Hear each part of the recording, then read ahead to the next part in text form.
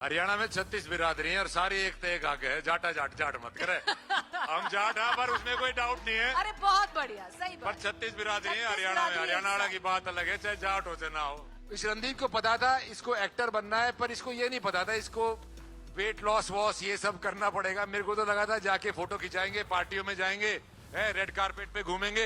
Agriculture, किसान का बेटा किसान नहीं बनना चाहता। ये हमारी एग्रीगेरियन सोसाइटी में सबसे बड़ी ट्रेजेडी है। दूल्हा लड़की के वहां जाता है, उल्टा थोड़ी होता है। तो वहां गए हम, काफी केओस था, काफी सिक्योरिटी थी। कल्चर, हमारा तो कल्चर एग्रीकल्चर है हरियाणा का। तो उनका कल्चर है भाई, आग भी ना जलाई फेरों में, तुलसी के चारों तरफ कर दिया। राम राम रणदीप, बैठ जाए। तो रणदीप राम राम। राम राम भाई, सब ने राम राम। तो देखिए, सेशन का नाम है एक जाट काफी है। इसमें चलिए, ये तो सुपरस्टार हैं, आपको 1+1 फ्री मिल रहा है मुफ्त में। मैं भी जाट हूँ और आप में से भी काफी जाट होंगे यहाँ पर। तो एक जाट, हाँ देख लिया भाई, देख लिया। राम राम तुम्हें भी। तो चलिए रणदीप, हरियाणा में 36 बिरादरी है और सारी एक ते एक आगे है। जाटा जाट जाट मत करे। हम जाट हैं पर उसमें कोई डाउट नहीं है। अरे बहुत बढ़िया, सही पर बात। 36 बिरादरी है 36 हरियाणा में। बिरादरी हरियाणा एक वाला साथ। की बात अलग है, चाहे जाट हो चाहे ना हो। बिल्कुल जी, बहुत बढ़िया। रणदीप, बहुत बहुत स्वागत है। Thank you. Thank you so much. It's an honour, it's a pleasure to have you on this stage. Randeep, जो आपने छोटा सा मोन्टाज देखा अपना, जो आपका पूरा करियर, कोरियोग्राफी मान लीजिए, अभी वापस देखते हैं तो कैसे जज करते हैं अपने आप को? पहले तो यही लगता है कि यार ये मैंने किया कैसे, क्योंकि आदमी किसी तरह इन्वॉल्व होके आगे निकल जाता है और मैं पीछे मुड़ के अपना काम दोबारा नहीं देखता हूँ। कभी भी नहीं देखते? बहुत रेयरली, कभी घर पे ज्यादा बोर हो या कोई आ जाए फैमिली वाला, या आजकल बीवी बोल दे कि भाई वो वाला देख लेते हैं, तो जबरदस्ती देख लेते हैं। अदरवाइज आपका एक बारी काम हो गया, you have to keep moving on. The only way to survive in any industry, and more so in the movie industry, is to keep moving on, keep evolving, keep doing new stuff, keep being excited about what you want to do, like in any other profession. Randeep, Savarkar जो आपकी last film रही, अभी आगे क्या expect कर सकते हैं हम आपसे? किस पे काम चल रहा है? सावरकर ने ऐसा पानी सा निकाल दिया क्या? वो तो दिख ही रहा था, वेट में ही दिख रहा था। आगे की सोचना मुश्किल हो गया था। बट नहीं, मेरे को सावरकर साहब से बहुत कुछ सीखने को मिला, उनके बारे में बहुत कुछ लोगों को बताने को मिला। और वो मूवी करते करते मैं सिर्फ एक अभिनेता से निर्माता, निर्देशक, लेखक बन गया। इससे बड़ी बात और क्या हो सकती है? तो सावरकर जी की एक स्ट्रगल भरी पिक्चर रही, जैसे कि उनकी एक स्ट्रगल भरी लाइफ रही, और उस स्ट्रगल से मैं बहुत ही कुछ सीख के निकला हूं और एक बेहतर कलाकार और एक बेहतर इंसान बन के निकला हूं। उस वक्त जब मैं कर रहा था तो मैंने सोचा था कि आगे से कभी हाथ नहीं लगाऊंगा डायरेक्शन, प्रोडक्शन को, पर उसको अभी समय हो गया है और फिर से एक धीमी सी आवाज उठने लगी है अंदर से कि भाई देखो, लाठी फेर ले ले। वही मैं बोल रही हूँ, जो हरियाणा से आते हैं आवाज धीमी नहीं होती। नहीं, मतलब एक आती है आवाज, but I am going to direct and write more. I am already writing, but definitely I want to explore more of me as a storyteller. क्योंकि आप जब सिर्फ एक्टर होते हैं तो एक्चुअली आप बहुत छोटा हिस्सा होते हैं फिल्म मेकिंग का। आप एक्टर जब होते हैं तब आप होते हैं बटेऊ, मतलब दामाद होते हैं आप। सर आइए, सर को जूस पिलाओ, सर को ये करो। जैसे ही आप डायरेक्टर बनते हैं आप दूसरी साइड आ जाते हैं, और प्रोड्यूसर बनते हैं तो उसकी लाइफ होती है बेटी के बाप जैसी। आते हैं लोग, खाना खाते हैं, उसको उसकी बुराई करके चले जाते हैं, बाद में आप बैठे रहो टेंट में, कितने ओले, कितनी कुर्सी गायब है, कितने चम्मच गायब है, यही गिनते प्लेट रहो। कितनी हुई? प्लेट कितनी हुई भाई? प्लेट कितनी हुई? तुम 3 आज एक में खा लो। हाँ, तो it's a demotion for sure from being an actor to becoming a producer. But आप एक स्टोरी टेलर हैं, आपको कहानियां बतानी है, आपको अपने तरीके से कहानियां बतानी है लोगों को, तो उसके लिए आपको फिर वो वाली लाठी भी लेनी पड़ती है, और हम लेंगे और भी लेंगे, करेंगे ना भाई। रणदीप, एक तो अगर आप लाठी की बात करें तो कह सकते हैं कि छोरे ने लठ तो गाड़ दिया। बड़े कोड हम लट गार्डन आ रहे थे, हम खाम का थोड़ी आ रहे थे। पर नहीं, एक चीज की बात करेंगे जो आई थिंक आप सब सहमत होंगे कि वो है रणदीप की मेथड एक्टिंग। अगर मॉनसून वेडिंग देखा जाए, रणदीप मैं एक चीज बता दूं, आप मेरे फर्स्ट क्रश थे। मैं कॉलेज में थी, पहले ना बताई तूने। ईब बता दी। ईब तो बता दी। तो जो मॉनसून वेडिंग में, और बहुत सारी लड़कियां होंगी जिन्होंने रणदीप को मॉनसून वेडिंग में देखा होगा और बस देखती रह गई होंगी। कितनी थी वो लड़कियां? मॉनसून वेडिंग रणदीप, बहुत सारे थे। पोलिंग करके मेरी बेइज्जती क्यों करा रही है? क्या पता वो ना आई हो।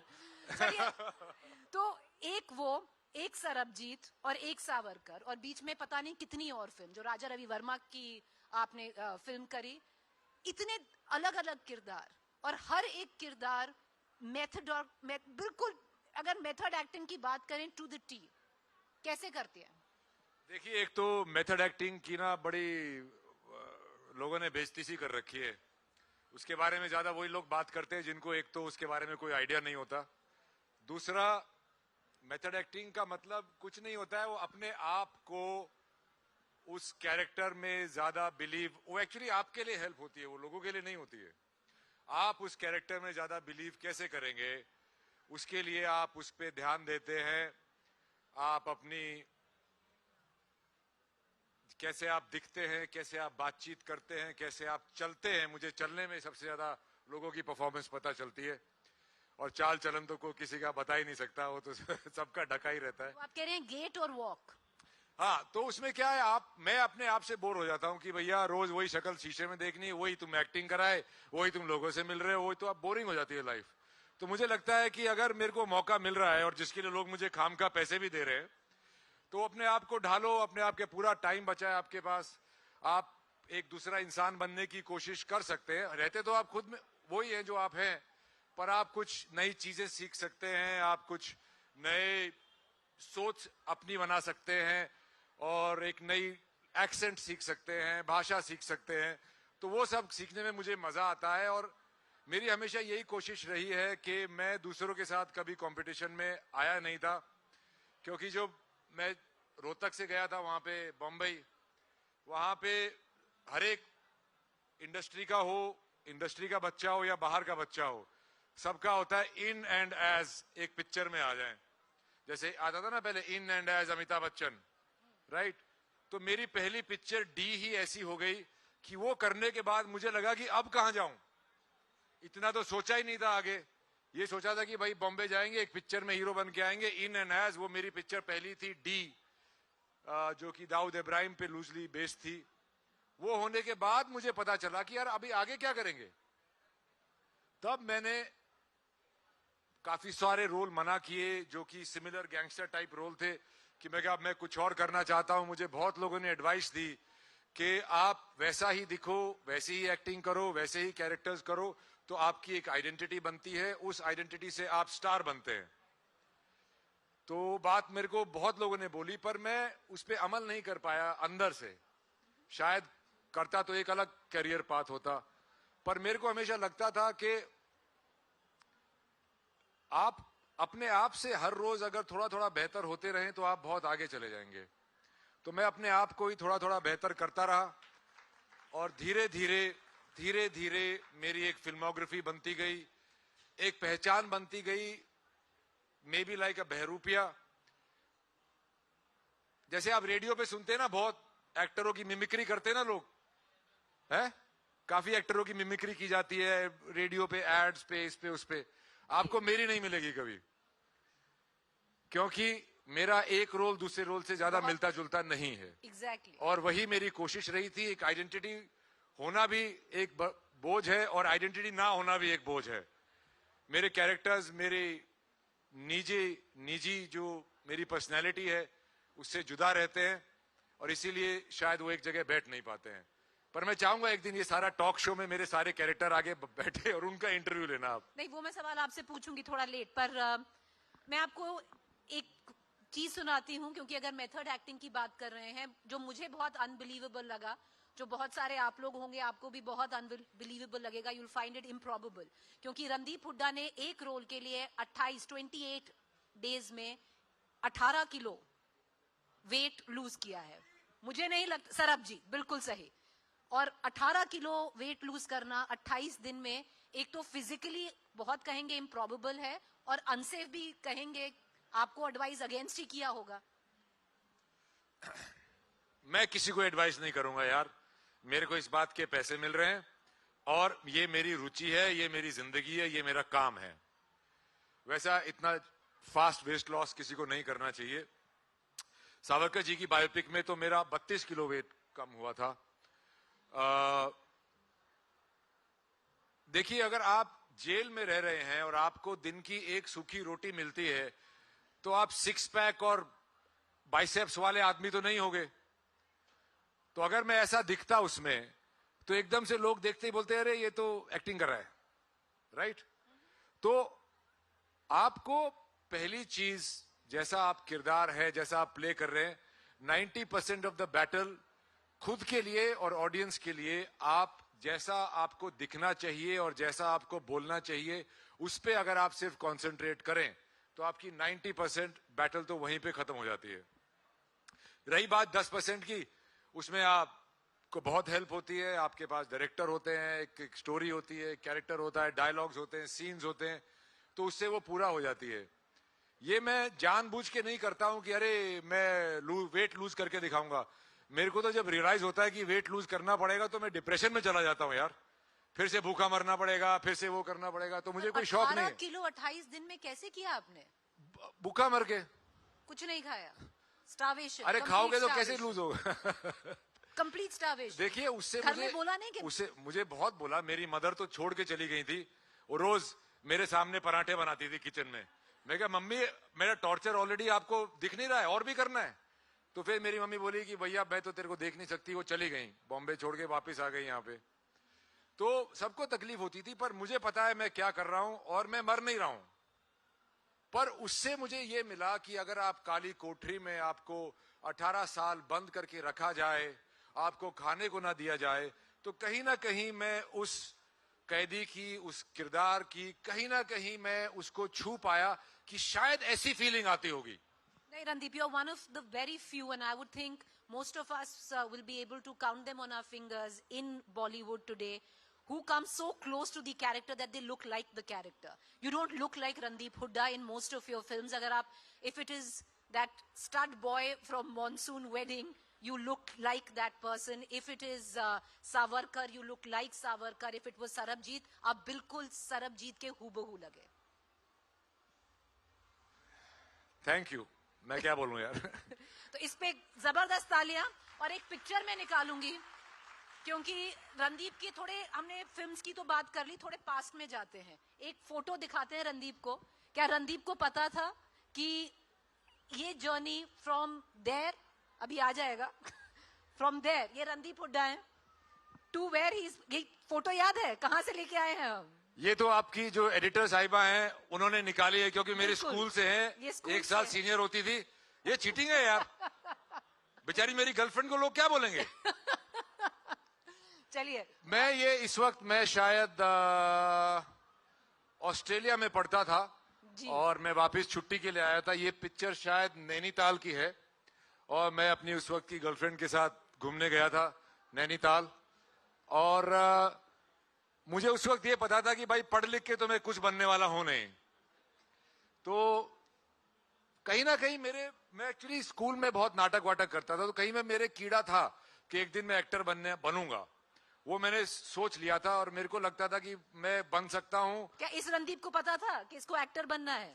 इस रणदीप को पता था इसको एक्टर बनना है, पर इसको ये नहीं पता था इसको वेट लॉस वॉस ये सब करना पड़ेगा। मेरे को तो लगा था जाके फोटो खिंचाएंगे, पार्टियों में जाएंगे, रेड कारपेट पे घूमेंगे और खूब सारे फैंस बनेंगे, खूब सारे पैसे आएंगे और ऐश की जिंदगी जिएंगे। उसको ये गधा मजूरी जो होने वाली थी ये नहीं पता था। पर रणदीप, आप चलिए, आपने बोला शुरू से लगता था कि एक्टिंग करना चाहेंगे, आपको स्पोर्ट्स का शौक था। आप वो मुझे इसलिए था क्योंकि जब मैं ऑस्ट्रेलिया में था और मेरे ख्याल से इस वक्त तक मैं टैक्सी चलाना शुरू कर दिया था मैंने, तो मेरी टैक्सी में मेलबर्न में मैं नाइट शिफ्ट टैक्सी चलाता था, शाम को 5 बजे से सुबह 5 बजे तक। तो मेरी टैक्सी में बहुत तरह के लोग बैठते थे, सीईओ, स्पोर्ट्स स्टार्स। अपने मन से टैक्सी चलाते थे या पैसे की जरूरत थी? अरे पैसे की जरूरत थी यार, नहीं तो कौन बिस्तर से उठता है। तो मतलब पैसे की जरूरत थी, पैसे और की जरूरत चाहिए थी ना, चलाते थे टैक्सी, बिकॉज उसमें अच्छी आमदनी होती थी और टैक्स फ्री होती थी, कैश इन हैंड माल मिलता था, और आप अपनी मर्जी के मालिक होते थे। टैक्सी आपने नहीं चलानी, कोई आता है फेयर वाला कि भाई वहां ले चल, नहीं जाऊंगा, यहीं तक जाना है, बिल्कुल नहीं जाऊंगा, मेरी मर्जी। तो उस टाइप का थोड़ा, जब टैक्सी बिजनेस में थोड़ा इंडिपेंडेंस रहता है, आपका कोई बॉस नहीं होता, 12 घंटे के लिए आप अकेले होते हैं। पर मैं काफी मेहनत करता था। तो टैक्सी चलाते वक्त मुझे बहुत सारे लोग मिले, उसमें एक का उदाहरण देता हूं आपको।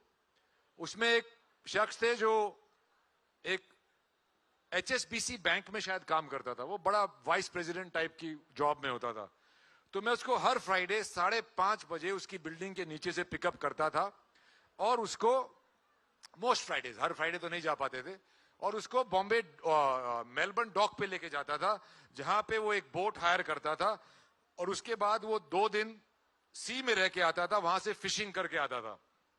और कई बारी संडे मॉर्निंग को 5-6 बजे आता था, जब मैं शिफ्ट पूरी कर रहा होता था, तो उसका फोन आता था, तो मैं उसको पिकअप करता था, उसको घर छोड़ के आता था।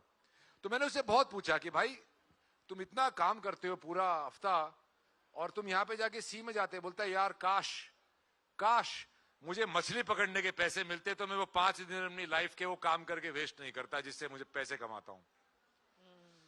तो तब मुझे रियलाइज हुआ कि अगर आप ऐसी कोई चीज चूज कर रहे हैं अपने व्यवसाय के लिए, देखो खाना कमाना सबको पड़ता है, ये दुनिया का नियम है। आपके माँ बाप, भाई बहन, बीवी, पति, कोई आपको कमा के नहीं दे सकता है पूरी उम्र, आपको काम करना पड़ेगा। पर अगर आप काम ऐसा चूज करो जिसमें आपकी रुचि हो जी, जिसको आप लाइक करते हो, तो आपको काम पे कभी जाने की जरूरत ही नहीं पड़ेगी। आप तो वो काम करने जा रहे हो जिसमें आपकी रुचि है, जो आपको अच्छा लगता है, और वो कर रहे हो, ऐसा काम कर रहे हो जिसको करने के लिए आप लोगों को पैसा दोगे, पर लोग आपको पैसा दे रहे हैं। इससे बड़ा फायदे की चीज कोई नहीं हो सकती। तो मैंने ये डिसाइड किया था कि भैया मुझे क्या अच्छा लगता है। स्कूल में मैं 2 ही काम ज्यादा इंटरेस्ट से करता था, सिवाय अपनी गर्लफ्रेंड्स के।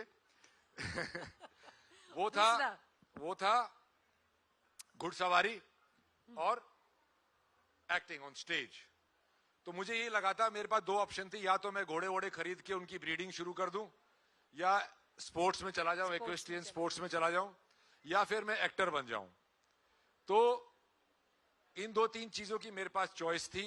हालांकि मैंने अपनी ग्रेजुएशन पूरी की, जो कि एक नाम के लिए की गई थी, क्योंकि माँ बाप बोलते हैं कि भैया अगर काम नहीं चला तो कुछ तो फॉल बैक ऑप्शन हो। पर मैंने उनको समझाया, बाद में बताया कई सालों बाद, कि मैंने BBA की थी, कोई इतना बड़ा एजुकेशन नहीं मारी थी, अगर कुछ होता नहीं तो जॉब भी नहीं मिलती। It's a course in common sense. तो मैंने जब वो किया तो मुझे रियलाइज हुआ कि मैं अगर अपनी रुचि फॉलो करूंगा तो मेरे को काम पे जाने की जरूरत ही नहीं। मैं तो बोल रहा हूं ये बात आगे पढ़नी नहीं चाहिए, पर पिक्चरों में काम करने के लिए मैं प्रोड्यूसरों को पैसा दूं, वो मेरे को देते हैं, ये बात की गनीमत है।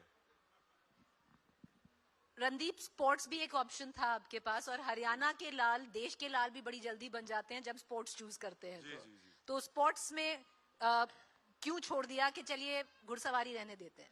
अबे छोड़ी नहीं है यार, अभी नहीं, 2 साल पहले तक तो मेरा सिल्वर मेडल आया था नेशनल्स में, शो जंपिंग में। छोड़ी नहीं है। देखिए, दैट इज क्वाइट। पर हॉर्स राइडिंग से एक फायदा हुआ, मैं स्पोर्ट्स स्कूल में पढ़ा था, राय स्पोर्ट्स स्कूल में, DPS RK पुरम आने से पहले, जहां मैं बिल्कुल बिगड़ गया था। उसके पहले मैं एक अच्छा स्टूडेंट होता था राय स्पोर्ट्स स्कूल में। बहुत बढ़िया स्पोर्ट्स स्कूल है राय, बहुत बढ़िया स्पोर्ट्स स्कूल है। पर हमारा एक ही प्रॉब्लम है कि राय वाले कभी इंटरनेशनल लेवल पे मेडल नहीं लेके आए। क्योंकि क्या होता है कि स्पोर्ट्स इंडिया में इस कॉलेज लेवल पे, इस लेवल पे नहीं होता है। जैसे अगर आप चाइना जाएं या अमेरिका जाएं, वहां पे college level is a professional sports level. India में स्कूल में होता है, आपके पास स्पोर्ट्स का सर्टिफिकेट हो तो DU में स्पोर्ट्स कोटे में एडमिशन हो जाएगा, और जैसे ही एडमिशन होता है आदमी स्पोर्ट्स भूल जाता है। पर मेरे साथ के जितने भी थे जो कि बोलते थे कि अरे हॉर्स राइडिंग में क्या है, काम तो सारा घोड़ा कर रहा है तो वो मकरा है, तुम ज्यादा भागते दौड़ते नहीं हो, ये नहीं। वो सब लोग अभी घुटने खराब हो गए, बुढ़े हो गए हैं, और मैं अभी भी नेशनल से मेडल मार के लाता हूं। मैं उनपे बहुत हंसता हूं उनपे। तो जैसा आपकी, जो आपने उदाहरण दिया, जब ऑस्ट्रेलिया में आप जिनको लेके जाते थे, तो अभी भी आप दोनों चीजें करते हो, घुड़सवारी भी करते हो ऑन द वीकेंड और काम भी करते हो ड्यूरिंग द वीक, मतलब हाँ, घुटनों की as बात a- से याद आया, मेरे भी दोनों घुटने एक ही साल में टूट गए। एक तो मैं घुड़सवारी कर रहा था और मैं बहुत अंडरवेट था, मेरे ख्याल से I was around 60 kilos, and मेरा ब्लैकआउट हो गया ये घोड़े पे। सरबजीत की बात है, नहीं, सावरकर जी सावरकर की की हाँ। बात है जी। तो मैं घोड़े पे ब्लैकआउट हो गया और घोड़ा भी स्टंबल कर गया, हम दोनों गिरे और मेरा एक नी टूट गया। और दूसरा इंस्पेक्टर अविनाश करते हुए, एक छोटा सा स्टंट करते हुए मेरा दूसरा घुटने की दोनों की ACL टूट गई थी। एक का मैंने ऑपरेशन कराया, बहुत अच्छे डॉक्टर थे, उन्होंने बोला भैया आज ऑपरेशन कर रहे हैं, कल घर चले जाओगे, परसों से चलने लग जाओगे। 8 महीने जो मेरा दर्द हुआ है, उसके बाद मैंने दूसरे घुटने का ऑपरेशन नहीं कराया। अभी सब सही है, दोनों घुटने ठीक हैं अरे सही नहीं है तो कर लेंगे, पट्टी बांध लेंगे, काम तो करना ही है। और घुड़सवारी भी कर लेंगे। घुड़सवारी भी कर लेंगे, पर थोड़ी कम कर रहा हूं मैं अभी। मेरे 2 नए बेबीज हैं, उनको ही मैं ट्रेनिंग शुरू करूंगा। तो मेरे फादर मना करते हैं कि भैया ये नए नए घोड़ों पे मत बैठ, पर पिताजी की सुनते तो एक्टर भी नहीं बनते। क्या बनते है? पिताजी की सुनते तो क्या बनते? पता नहीं क्या बनते। पिताजी क्या चाह रहे थे? हर एक पिताजी चाहता है कि, मेरे फादर डॉक्टर थे तो वो चाहते थे कि मैं भी डॉक्टर बनूं। मेरी बड़ी बहन है, वो डॉक्टर है। अभी आजकल ये बहुत शुरू हो गया है कि अगर उस प्रोफेशन में जा रहे हो जिसमें आपके पेरेंट्स ऑलरेडी हैं या फैमिली ऑलरेडी है, तो उसको नेपोटिज्म बोला जाता है। तो या आर्मी ऑफिसर्स के बच्चे, आर्मी वाले बच्चे आर्मी में जाना पसंद करते हैं, डॉक्टर बनना चाहते हैं, इंजीनियर बनना चाहते हैं, बिजनेसमैन बनना चाहते हैं, दुकानदार बनना चाहता है। तो एक एक्टर का बच्चा भी एक्टर बनना चाहेगा, उनको क्यों बेचारे को नेपोटिज्म करके दुखी करते हो? एक ही प्रोफेशन का बच्चा वो प्रोफेशन ज्वाइन नहीं करना चाहता। वो प्रोफेशन कौन सा है? Any guesses? एग्रीकल्चर। किसान का बेटा किसान नहीं बनना चाहता। ये हमारी एग्रीगेरियन सोसाइटी में सबसे बड़ी ट्रेजेडी है। मैं सबको एक चीज और बताऊंगी, क्योंकि किसान की अभी बात हुई, एग्रीकल्चर की बात हुई। अभी जब फ्लड्स आए थे पंजाब में, जो वहां के किसान थे बहुत ही बुरी शेप में थे। एकड़ आफ्टर एकड़ जमीन बिल्कुल इनंडेटेड हो गई थी वाटर से। और मैं बोलना चाहती हूँ, क्योंकि बहुत बार हम नहीं कहते, but put your hands together, raise a very warm applause, क्योंकि रणदीप पंजाब में एक बहुत लंबा टाइम बिता के आए हैं उन्हीं किसानों की मदद करते हुए। वो एक्सपीरियंस कैसा था रणदीप? देखिए, काम तो ग्राउंड पे जो वॉलंटियर्स थे वो कर रहे थे। मैं वहां गया और ज्यादा देर मेरा वहां पे रुकना भी एक प्रॉब्लम हो जाता है, क्योंकि लोग आपकी तरफ ज्यादा ध्यान देते हैं और काम की तरफ कम। पर मेरी एक ऑर्गेनाइजेशन के साथ काम कर रहा हूं, मैं काफी सालों से कर रहा हूं सेम लोगों के साथ। उनका नाम है ग्लोबल 6, जिसको बहुत ही वॉलंटियर बेस्ड काम है, जो ग्राउंड लेवल काम करते हैं। और अमरप्रीत उसके हेड हैं। तो वो, क्योंकि मुझे पता था कि वो ग्राउंड लेवल पे बहुत सालों से काम कर रहे हैं, मैं उनके साथ केरला, कश्मीर, महाराष्ट्र, पहले भी पंजाब गया हुआ हूँ, हरियाणा, ऐसी कई जगह जाके मैं उनके साथ ग्राउंड लेवल पे हेल्प की है। क्योंकि आजकल क्या हो गया ना, आप ट्वीट कर दो, इंस्टाग्राम की स्टोरी कर दो और लगता है कि मैंने कंट्रीब्यूट कर दिया, उससे कुछ नहीं होता है। या थोड़ा पैसा दे दो, पैसा भी दो, बिल्कुल। अरे देखो, अगर आप ग्राउंड पे नहीं जा सकते तो और कोई मदद कर दो। पर ये मेरा उनसे जुड़ाव जब हुआ था, एक पिक्चर थी बैटल ऑफ सारागढ़ी, जो कि कभी बन नहीं पाई, पर मैं उससे एक दिल से एक बहुत सच्चा सरदार जरूर बन गया। और सेवा नाल मेवा वाला जो चक्कर है, जो आप अगर अपने लिए कुछ भी करें उसमें इतनी खुशी नहीं मिलती जितना थोड़ा बहुत अगर आप दूसरों के लिए कर पाएं, उसमें जो सेटिस्फैक्शन मिलती है वो और किसी चीज में नहीं मिलती। और मैं इसीलिए वहां गया था। और मैं ग्राउंड लेवल जो हमारे जो वॉलंटियर्स हैं उनकी तरफ इशारा करके उनको ज्यादा धन्यवाद करना चाहूंगा। मेरे जरिए एक अवेयरनेस पहुंची, वहां पे लोगों ने का ज्यादा ध्यान दिया, ज्यादा ध्यान गया, उसमें मेरा ये कंट्रीब्यूशन रहा है। और जितना मैं कर पाता हूं मैं करता हूं, और सभी को करना चाहिए यार, सभी को करना चाहिए। That I agree. It's nothing special, सभी को करना चाहिए। Whatever little we all can do, we must do. I agree. और आप थोड़े जाट से थोड़े जट हो गए ये करते करते। नहीं, देखिए क्या हुआ था कि बैटल ऑफ सारागढ़ी राजकुमार संतोषी जी बना रहे थे, तो उस वक्त ये था कि चलो दाढ़ी वाड़ी लगा के हम भी जाके शूटिंग करके सरदार बन के कर देंगे। तो मैं गोल्डन टेम्पल चला गया पहली बारी। तो वो पूरी संक्रमण करके जो आप जाते हैं अंदर, उससे पहले मैं म्यूजियम में चला गया और वहां पे जो मैंने म्यूजियम देखा, जो कुर्बानियां सिखों ने हमारे देश के लिए, हमारे समाज के लिए, हमारे कल्चर के लिए जो दी हैं, वो देख के मैं बहुत भावुक हो गया। और जब मैं ग्रंथ साहब के पास पहुंचा वो करते करते, तो मैंने वहां कसम खाई कि बाबा तेरे सिखों ने इतना बलिदान दिया है, मैं इतना करूंगा कि मैं आज से अंदर से सच्चा सिख बनूंगा और मैं अपने केश नहीं काटूंगा जब तक ये पिक्चर अपने अंजाम तक ना पहुंच जाए। तो 3 साल तक मैंने कोई काम नहीं किया, बाल भी नहीं काटे, बाल नहीं काटे। और मैं जब मैंने काटने पड़े एक्सट्रैक्शन के लिए, तब भी मेरा काटने का बिल्कुल मन नहीं था। पर फिर मैं गुरुद्वारा गया, मैंने बाबा से माफी मांगी कि बाबा मैंने अपनी तरफ से पूरा जोर लगा लिया, पर मुझे लगता है इस प्रोजेक्ट में सिर्फ मैं ही एक सरदार हूं, बाकी कोई नहीं। रणदीप, आपकी जो करियर ट्रैजेक्टरी रही है बहुत अनयूजुअल रही है, वो आपने खुद भी बोला है, राइट फ्रॉम द बिगिनिंग। एक रोहतक का जाट जो गया ऑस्ट्रेलिया, फिर जब बॉम्बे आया थिएटर, अनयूजुअल चॉइस है। Usually one would look at big ticket projects, सीधा बॉलीवुड में। चॉइस ऑफ फिल्म्स बहुत unusual, under the tutelage of Naseer sahab, और अब पूरी जो आपकी ट्रैजेक्टरी रही है, बिगिनिंग वहां से क्यों की? देखिए, मेरे पिताजी को और पेरेंट्स को मैंने पहली बार बताया था मन से कि मैं एक्टर बनूंगा, तो मैंने ऑस्ट्रेलिया से फोन पे बताया था, क्योंकि मैं फर्स्ट ईयर में फेल हो गया था। उन्होंने बोला नहीं, जाट बुद्धि है, रहने दे। नहीं। तो मैं बोला पापा यहाँ पे ना बहुत अच्छा ड्रामेटिक्स डिपार्टमेंट है, मैं ड्रामेटिक्स डिपार्टमेंट ज्वाइन कर लेता हूँ पापा। ये 1 साल गया, कोई बात नहीं, उनको बताया नहीं कि मैं फेल हो गया था। तो उन्होंने बोला भाई भांडी बनना है तो घर आ जाए, एटलीस्ट हमारे साथ तो रह ले। फिर जब मैं वहां से डिग्री करके वापस आया और मैंने उनको बताया कि देखिए, और मेरे को जॉब भी लग गई थी एक, वो जॉब जो मैं कभी करने वाला नहीं था। क्या जॉब थी वो एक एयरलाइन के मार्केटिंग डिपार्टमेंट में जॉब थी। अच्छा। सेल्स डिपार्टमेंट में। तो मैंने उनसे बताया उनको कि पापा मम्मी बैठो, मैं ना एक्टर बनना चाहता हूं professionally. So they just looked at me and kudos to my parents, they have supported me more than anybody else. उन्होंने सिर्फ एक ही बात बोली कि बेटा बुढ़ापे में हमारे ऊपर बोझ मत बनना। ऑनेस्ट। तो मैं बोला पापा कभी नहीं बनूंगा। तब से मैंने आज तक उनसे कभी एक आना नहीं लिया और ना ही लेना चाहता हूं। इनफैक्ट मैं तो उनको घुमाना चाहता हूं, फिराना चाहता हूं, अच्छी लाइफ देना चाहता हूं। पर ये उनकी रिक्वेस्ट थी। हर एक पेरेंट्स के दिल में यही आता है कि यार ये कर पाएगा नहीं कर पाएगा, हम तो किसी को जानते नहीं है, कोई है नहीं वहां पे।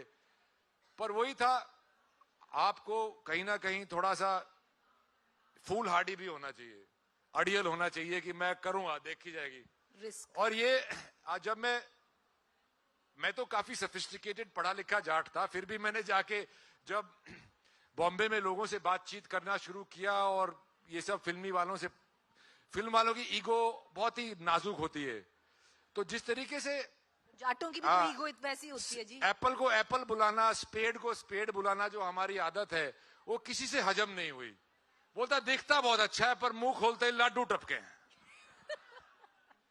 तो लैंग्वेज भी ठीक करी। एक एटीट्यूड होता है जा जाके लोगों को बताना नहीं कि भैया ये ऐसा करने से थोड़ा बेटर हो जाता, उनको नहीं सुनना, उनको सुनना है वाह वाह वाह क्या काम किया है। तो एक हरियाणा से होना, एक जाट होना, एक नेचुरली एटीट्यूड नहीं होता, वो हमारी नेचर ही ऐसी है, हमारा बात करने का तरीका ऐसा है, एक दूसरे से इंटरेक्शन ऐसी है कि लोगों को लगता है पता नहीं अपने आप को क्या समझता है पर बताने की क्या जरूरत है सबको, भाई अंदर अंदर समझ ले। बड़ा चौधरी बन रहा है। हाँ, चौधरी बन रहा है। तो वो चीज जाने में ही इतने साल निकल गए कि करियर तो अपने आप डिफरेंट होना था। तो फिर नसीर आपको कहाँ मिले? नसीर साहब कहाँ मिले? नसीर साहब मुझे मॉनसून वेडिंग में मिले, उन्होंने वर्कशॉप कराई, और जो मैंने उस वर्कशॉप में किया, जो कि मुझे पता नहीं था मैं क्या कर रहा हूं, अच्छा किया मैंने। और उसके बाद से मैंने उनको बिल्कुल एक स्टूडेंट की तरह फॉलो किया और उनसे बहुत कुछ सीखा। आपको कोई एक्टिंग सिखा नहीं सकता, आप सीख सकते हैं। तो उनसे बहुत कुछ सीखा, उनके साथ थिएटर भी किया, वर्कशॉप्स भी बहुत की, और धीरे धीरे फिर एक समय आया जबकि मैं खुद अपने आप में समझने लगा कि भैया वो उनकी सिखाई है, वो उनकी पॉइंट ऑफ व्यू है, वो उनका नजरिया है चीजों को देखने का। अब तुम्हारा नजरिया क्या है? तुम्हारे लाइफ एक्सपीरियंसेस से, तुम्हारे एक्सपीरियंस से, काम के एक्सपीरियंस से, हर चीज से अब तुम्हारा नजरिया क्या है? एक समय आता है जब आप प्रोफेशनलिज्म में, एक प्रोफेशन में आप जाते हैं, आप पहले मेंटोर को फॉलो करते हैं, फिर आप फॉलो करते हैं जिनको आप आइडियलाइज करते थे बचपन में, उनको फॉलो करते हैं। फिर एक समय आता है कि भैया तुम कौन हो, तुम्हारा अस्तित्व क्या है, तुम्हारा नजरिया क्या है, तुम्हारी यूनिकनेस क्या है। वो यूनिकनेस ढूंढते ढूंढते ढूंढते ढूंढते ही आप पीछे मुड़ के देखते हो तो लगता है अरे हाँ यार यूनिक बन गए। वो अच्छा या बुरा वो तो वक्त बताएगा। सबसे बड़े इन्फ्लुएंसेस क्या रहे हैं लाइफ में? लाइफ में इन्फ्लुएंस सबसे ज्यादा पेरेंट्स रहते हैं भाई। मेरी नानी मेरी बहुत बड़ी इन्फ्लुएंस थी, इन्फ्लुएंसर थी मेरी लाइफ में। जब मैंने नानी को बताया, मिर्च मसाला मैंने और नानी ने साथ में देखी थी, तो मैं नानी को बताया, मैं कहा नानी नसीरुद्दीन शाह गल्ला काम करूं। तो नानी बोली कौन कौन? मैंने फोटो दिखाई, बोला भाई बहुत भूंडा आदमी है, इससे बच के रहिए। तो she believed in that character in मिर्च मसाला सो मच कि मुझे बोली भाई बहुत भूंडा आदमी, इससे बच के रहिए।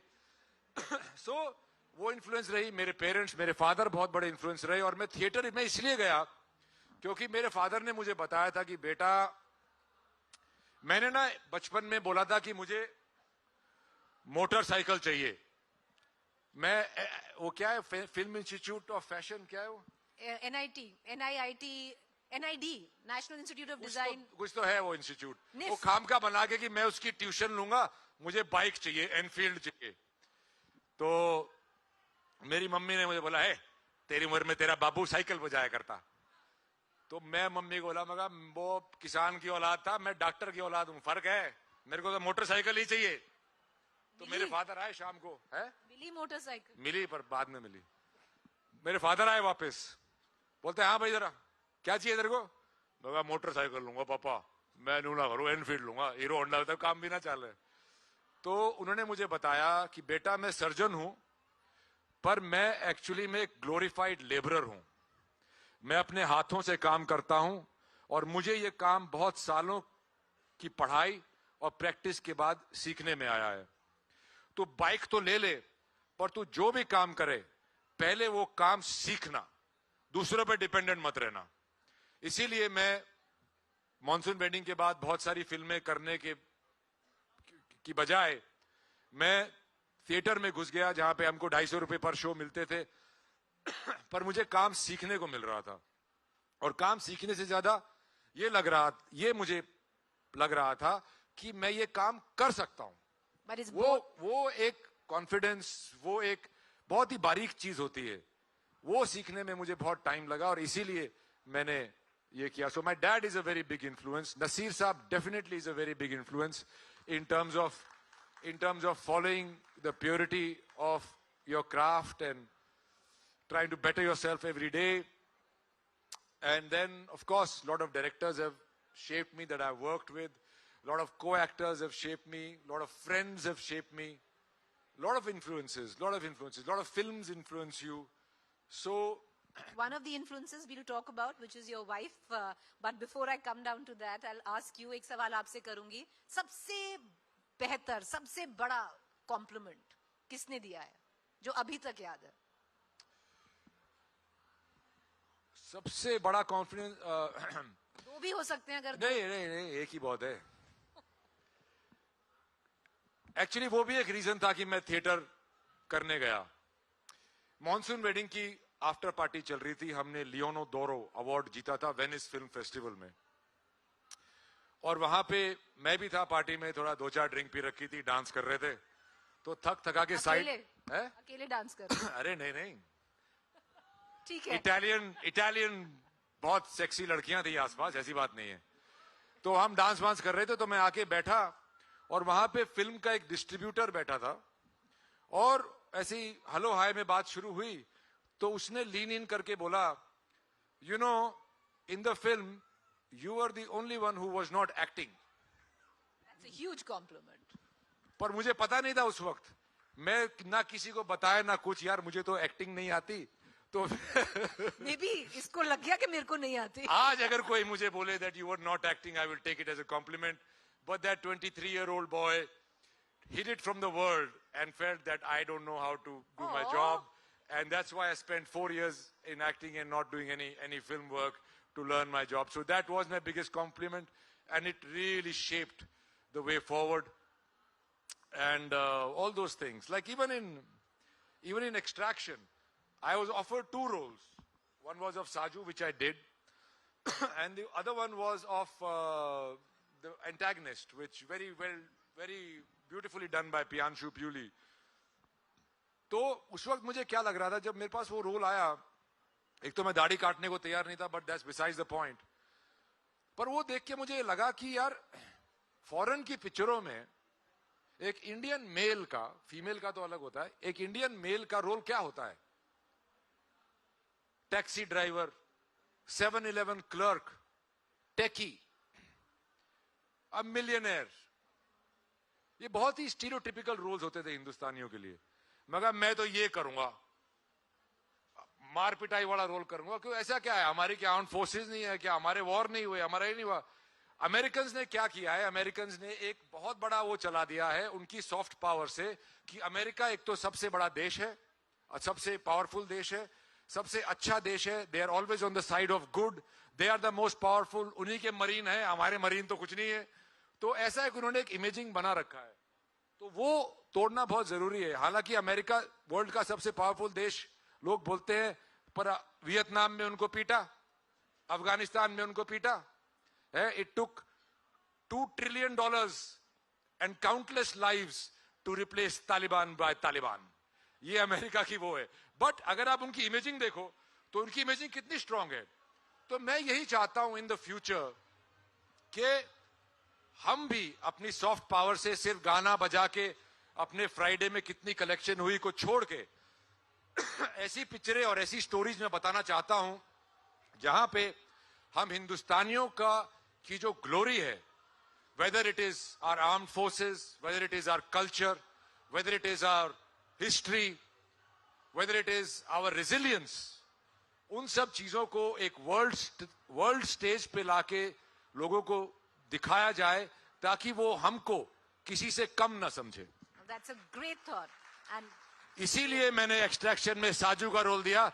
मगर क्रिस हेम्सवर्थ होगा भाई 6 फुट 4 इंच का, हमारा भी गुस्सा छोटा ना है, हमारे दोरे भी 2.5 किलो का हाथ है? तो इसीलिए मैंने वो करा. तो that is something which I am looking forward to doing, and I think it is time that we song and dance all over the world, people like Bollywood, but we have more stories, we have more glories, we have a past. You know, एक वो आई थी, एक कहीं तो बारिश नहीं हो रही थी और बिहार में या कहीं पे किसी ने मेंढक मेंढकी की शादी करा दी थी. हाँ, है? वो हमेशा होता है जब बारिश हाँ, आती है हर तो उसमें साल इतना लोग हंसे थे, कितना हंसे थे. अरे इससे क्या होगा. यही चीज अगर रेड इंडियंस करते ना, अमेरिका वाले, तो सारे फॉलो करते. अरे यार देख कितना कूल है, क्योंकि हमारे दिमाग में उन्होंने कूल बैठा रखा है. अरे भैया हमारे भी रीति रिवाज है, हमारी भी हिस्ट्री है, हमारे लोग पागल थोड़ी है, इतने हजारों साल से जिए आ रहे और आज भी जी रहे, उसी कल्चर से जी रहे. सो देयर इज इसका ये मतलब नहीं कि आप एक्सट्रीम पे चले जाओ, पर there are our stories and I want, because there are actors who have done that. Priyanka Chopra has done it, Irfan Khan has done it, Om Puri Saab has done it, Mr. Nasir Saab has done it, so many, Satyajit Ray has done it, so many people have done it across the world. Merchant Ivory made so beautiful pictures about our country and culture.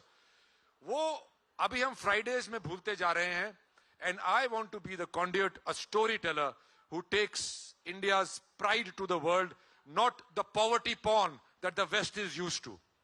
That's a great thought, and we really look forward to what Randeep will come up with next. But now we have the last 6-7 minutes, so I'm moving on from the professional to the personal. सवाल भी लेंगे, सवाल भी लेंगे. तो एक चीज बताइए, how did Haryana meet Manipur?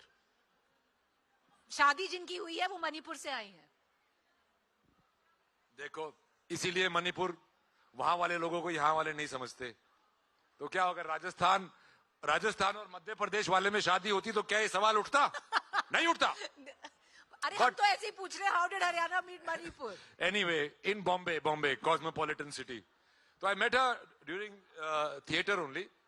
She's also a theater हाँ, actor. she was in acting, she was doing the backstage and all that, she was part of the troupe। वो न्यूयॉर्क से एक्टिंग का कोर्स करके आई थी, तो वहां से हमारी दोस्ती शुरू में शुरू हुई, और वो दोस्ती धीरे धीरे कोविड के दौरान, जहां पे बहुत लोगों की जिंदगी बदली, हमारी भी बदल गई, तो हमारा भी ब्याह हो गया। बट मैं तो उसको बोलता हूं, हमारे जब बालक होएगा ना तो बॉक्सिंग ग्लव लेके पैदा होगा, क्योंकि मणिपुर के और हरियाणा के बॉक्सर यही सबसे आगे होते हैं। छोरी भी हो सकती है, बाड़ा की क्यों? हाँ, छोरी भी तो, अरे छोरी बॉक्सर नहीं हो सकती ना? हो सकती है। आजकल अभी तो मारा वो कौन है, वो शोरान लड़की नहीं है भिवानी की, अभी तो गोल्ड लेके आई है वर्ल्ड चैंपियन में। सही कह रहे हाँ, चैंपियनशिप में। हाँ, तो मणिपुर और हरियाणा से मैक्सिमम बॉक्सर्स आते हैं। मैक्सिमम बॉक्सर्स आते हैं, और एक ये हुआ, और फिर जब ब्याह हुआ तो मणिपुर में बहुत प्रॉब्लम चल रही थी, तो हमने काफी टालने की कोशिश की, पर हमने बोला कि नहीं। मैं उसको समझाया, हमारी आपस में बात हुई कि भैया शादी जो होती है वो दो इंडिविजुअल्स में नहीं होती है, वो दो फैमिलीज में होती है। तो मैं कहा उसको तो कवर करना ही पड़ेगा। तो हम वहां पे गए, हमारे स्कूल के सीनियर असम राइफल्स में ब्रिगेडियर थे, तो उन्होंने बहुत हमारी हेल्प की, यशदीप सांगवान। वो नहीं होते तो शायद हमारी शादी ना हो पाती इतनी अच्छी तरीके से। वहां गए तो मैं उसको बोला, यार शादी तो लड़की के कल्चर में होती है, दूल्हा लड़की के वहां जाता है, उल्टा थोड़ी होता है। तो वहां गए हम, काफी केओस था, काफी सिक्योरिटी थी। हम 8-10 बाराती गए थे, और मोस्टली वहां के लोग थे। तो वहां जब उनके रीति रिवाज देखे, वो सब देखा, तो हम दंग रह गए यार। हम कहाँ कल्चर, हमारा तो कल्चर एग्रीकल्चर है हरियाणा का, तो उनका कल्चर है भाई, आग भी ना जलाई फेरों में, तुलसी के चारों तरफ कर दिया, और मेरे को बैठा दिया कि भाई हिले मत, अगर हंसा या इधर उधर देखा तो अच्छा ग्रूम नहीं माना जाएगा। मगा हरियाणा की बेइज्जती कराने यहाँ नहीं आ रहे, मैं नहीं हिला, चाहे मक्खी आ जाए मच्छर। बैठा रहा वहां पे, और वो सब करने के बाद वन रियलाइज कि यार इतना ब्यूटीफुल कल्चर, और हमारे लोगों को उसके बारे में पता नहीं है। अभी हमारे गांव में क्या बोलते हैं, अरे भाई हुड्डा का हरियाणा में ब्याह क्यों नहीं होया? उसके बाद गवर्नमेंट जॉब नहीं थी। गवर्नमेंट जॉब होती तो हो जाता। फिर बोले हमने तो बिहार तक का देखा था, भाई ने मणिपुर भी दिखा दिया। तो आपने उनका कल्चर देखा, उन्होंने आपका एग्रीकल्चर देखा? हाँ देखा। वो गांव गई थी, शादी से पहले गई थी, शादी से पहले पैंट पूंट पहनी हुई थी। मैंने उसको रुकाया पानीपत में, लेके गया कि मॉल में, मगर अंदर से सूट पहन के आ जा। गांव में ऐसे नहीं जा सकती भाई। क्या बोला उन्होंने? हाँ, she was game of course. अरे अपने किसी के भी कल्चर की, रिलीजन की मान मर्यादा रखने से क्या जाता है यार, रखनी चाहिए, यही तो सभ्यता है। और अगर एक ही पॉलिटिकल बात करूंगा मैंने तो एक सवाल पॉलिटिकल नहीं पहले बोल के आया था, पर एक और चलते चलते बहती गंगा में एक और हाथ धो देता हूं। ज्ञान तो मैं पेल ही रहा हूं, एक और पेल देता हूं कि भैया बहनें, इसकी बहनें और मेरे भाइयों, एक डेमोक्रेसी में अगर आप किसी दूसरे फेलो सिटीजन से सिर्फ इसीलिए नफरत करते हैं कि उसका पॉलिटिकल बिलीफ आपसे अलग है, तो आप डेमोक्रेसी डिजर्व नहीं करते, उसकी कोई गलती नहीं है। That's a great thought. A big round of applause. देखिए, एक ही कंडीशन थी इस इंटरव्यू की कि एक पॉलिटिकल सवाल नहीं होगा, 2-3 बार खुद ही पॉलिटिकल। अरे पॉलिटिकल आंसर तो कर सकते हैं। अच्छा हाँ, पॉलिटिकल आंसर कर सकते हैं, सवाल नहीं। ये तो मैंने वैसे ही जनहित में जारी किया है। अच्छा चलिए, क्योंकि वक्त जा रहा है, आज तक में है ना। एक और चीज डिस्कस हुई थी कि रणदीप डांस नहीं करेंगे, पर गाना गाएंगे। अरे भाई नाचने गाने वाले बॉलीवुड में बहुत है, उनको बुला लेते। अच्छा चलिए, गाना भी नहीं गाएंगे। आपने खुद बोला था मेथड एक्टिंग, मेथड एक्टिंग में आपने बोला था everything is on the gate and walk. तो वॉक करा सकती हूँ, सरबजीत कैसे चलेंगे, सावरकर कैसे चलेंगे, और मॉनसून वेडिंग के किरदार कैसे चलेंगे? अरे भूल गए भैया, वो पुरानी बातें क्यों कर रहे हो? नहीं, पर पब्लिक से भी पूछ लो ना, एक आधा सवाल किसी को पूछना होगा तो। एक दो क्वेश्चंस आप जो एक गाना गा देता हूँ मैं, गाइए। अरे वही तो एक पिक्चर करी थी मैंने, लाल रंग। लाल रंग देखी किसी ने? उसमें गाना था, जो राधा ने पाया श्याम में, जो सीता ने पाया राम में, मेरे जिसा ना पावे गाम में, जब बांधू मैं मोर, तेरे पे मैं कर दूं खर्च करोड़, तेरे पे मैं कर दूं खर्च crore. Thank you, what a spot Randeep, that's a big spot.